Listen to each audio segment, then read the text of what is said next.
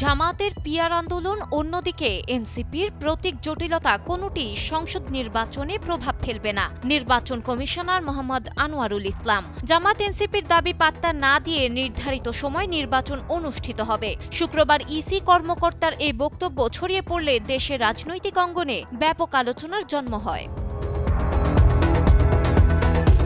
EC সাংবিধানিক প্রতিষ্ঠান, বিদ্যমান আইনে সমস্ত কাজ করে যাচ্ছে প্রতিষ্ঠানটি এবং ভবিষ্যতেও করবে। আইনের বিপরীতে গিয়ে নির্বাচন কমিশন কোনো কাজ করতে পারে না, করবেও না। সুতরাং আইনে যেভাবে আছে নির্বাচন কমিশন নির্বাচনী প্রস্তুতি নিচ্ছে। আমরা মনে করি ত্রয়োদশ নির্বাচনের জন্য নির্বাচন কমিশন প্রস্তুত।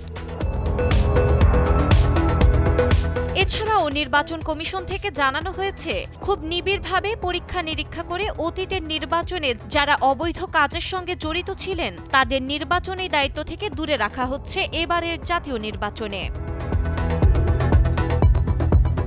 এর আগে 14 সেপ্টেম্বর জাতীয় সনদের ভিত্তিতে ফেব্রুয়ারিতে নির্বাচন, উভয় কক্ষে পিয়ার পদ্ধতি, জাতীয় পার্টি ও 14 দলের কার্যক্রম বন্ধ সহ 5 দফা দাবিতে কর্মসূচি ঘোষণা করে জামাত, যেখানে জামাতের সাথে যুক্ত হয়েছিল আরও 7টি রাজনৈতিক দল। এরই অংশ হিসেবে গত 18 সেপ্টেম্বর ঢাকায় বিক্ষোভ ও সমাবেশ করে জামায়াত। একই সাথে দাবি আদায় না হওয়া পর্যন্ত আন্দোলন চলমান রাখার হুঁশিয়ারি দিয়েছে দলটির নেতারা।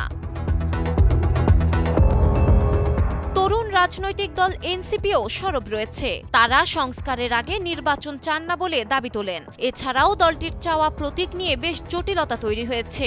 এরই মধ্যে বিস্ফোরণ ঘটায় নির্বাচন কমিশনারের বক্তব্য।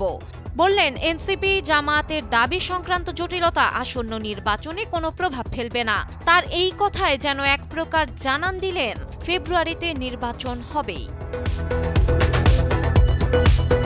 ডেস্ক রিপোর্ট, সময়ের আলো।